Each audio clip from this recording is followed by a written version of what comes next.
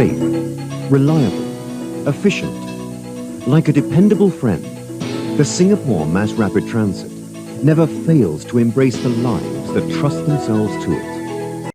A signal fault caused this morning's rush hour delays on the north-south line. Some 19,000 commuters Likely that a cable fault caused an hour-and-a-half disruption. Train services for 15,000 people on the north-south line.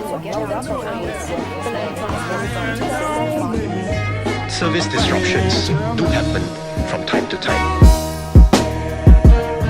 Mass Rapid Transit, or like what we Singaporeans call it, the MRT, introduced to solve the problems of rising transportation demands 30 years ago.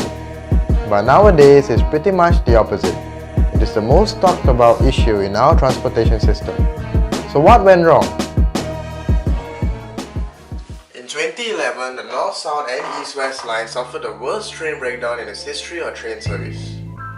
This lasted up to an entire day, grinding all commuters to a halt. It was so bad that the entire line had to be shut down the following morning and operating hours was delayed to as late as 11 AM. Ever since then, the public just couldn't trust the reliability of the MRT anymore.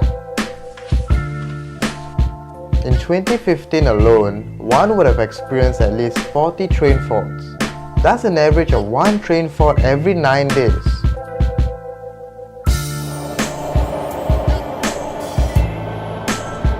Fast forward to 2017, 6 years after the major breakdown, train faults still do occur, delays are still around and the commuters are still very much unhappy, even though the system has drastically improved. Many still feel that our MRT is still just as horrible, and it's not up to their satisfaction. One of the reasons why is because for the past 6 years, there isn't really a clear-cut explanation of what's going on. Sure, reports are released after every major breakdown, but they all point at different directions. There's really no summary of why our MRT is screwing up. So that's what this video is about. It's about a summary of why our MRT is screwing up. And it didn't start in 2011. It started all the way back in 1967. It was in the 60s where the concept of a rail system in Singapore actually came about. They were planning for the country's future development, and due to the lack of land, they figured they couldn't really accommodate more roads, and they needed a rail system by 1992. But it almost didn't pull through. The government was still hesitant even after years of studies and research. They felt that an all-bar system would be cheaper and sensible. It was only in 1982 when the late President Ong Teng Cheong, which was then Minister of Communications, convinced the Parliament and permission was granted to the biggest public works project at that time, which was the building of the MRT. Now, why all this history? Well, you see, they were planning in the 60s for what they thought Singapore would be in the 90s. Now this is how Singapore looked like in the 60s, in the 90s,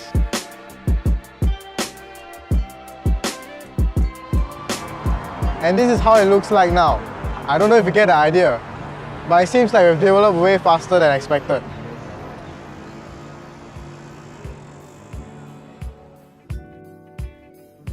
In the late 60s, the population was 2.042 million, and by the early 90s, it was only 3.135 million. But now, we have already reached the 5.6 million mark, and we're still growing. So you could say the original MRT system wasn't really planned to cater to the situation that we're living in now. The 90s was alright, but the jump from there to now is pretty big. Some might argue by comparing our system to that of New York or Hong Kong, or some other country which they think has a great rail system. But you see, each country has their own unique set of problems. No two systems are alike. For example, the MTR in Hong Kong was already designed to handle the large volumes of commuters, as Hong Kong has already experienced a large influx of people way before we did, so it makes sense for them. That shows our two oldest MRT lines weren't really made to handle the beating it received nowadays. It's no wonder that 60% of all these train faults are related to these lines. But it isn't just about design as well. There's one other key element that will lead to the 2011 breakdown, and that is maintenance. Maintenance is key when it comes to running a rail system. A large amount of effort is needed to maintain the system to ensure it runs just as efficient or even better than it did when it started operations in 1987. But you see, that means you need to maintain the system even when it's running completely fine. If you skip one check, that means it increases the chance of having a breakdown. Take it like your car. Not everyone sends it for service regularly.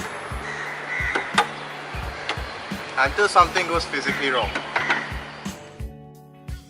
Now that's what probably happened somewhere between the mid-90s and the early 2000s with the MRT. Since it was running smoothly, the number of checks gradually decreased, and after a long period of lower than usual checks, by the time someone notices that something is wrong, it was too late. So when you have an old MRT system that is not meant to handle the volume of commuters it receives nowadays, and couple that with the lack of maintenance, it was just a disaster waiting to happen. And that struck in 2011 when both of the oldest lines just failed to operate. That was a breaking point, and possibly the biggest wake-up call. So that explains the 2011 train breakdown. But what has happened since then? Is our MRT actually improving, or is it still full of shit? Well, it turns out it's actually improving. Since 2011, the mean distance travelled before a delay occurs has drastically improved. The figures for the North-South line has increased from 57,000 to 345,000 kilometers. And the figures for the East-West line has increased from 54,000 kilometers to 282,000 kilometers. This has been achieved as the operators adopt a predict and prevent strategy rather than to wait for something to go wrong and fix it. From 2013 to 2016, all 92,000 old wooden sleepers on both lines have been replaced with new and sturdy concrete ones. Upgrade works have also been done to the third rail system, which is used to power the trains, as well as a whole new signalling system. New trains are also rolling in, and older trains are also being upgraded to run smoothly on the new system. But we still see breakdowns and faults every now and then. Why is that so? Because on one end, you have the old system from the 80s that is wearing out and being upgraded. Yet on the other end, you have a brand new signalling, sleepers and trains coming in. Not every part from the 80s is going to work smoothly with a new part, and vice versa. The whole network is made of thousands of parts and interconnected systems that have to work together in order for the MRT to run with no issues. But until they find the perfect fit and tune the system to fit all these new parts, there are going to be teething issues every now and then when the system trips.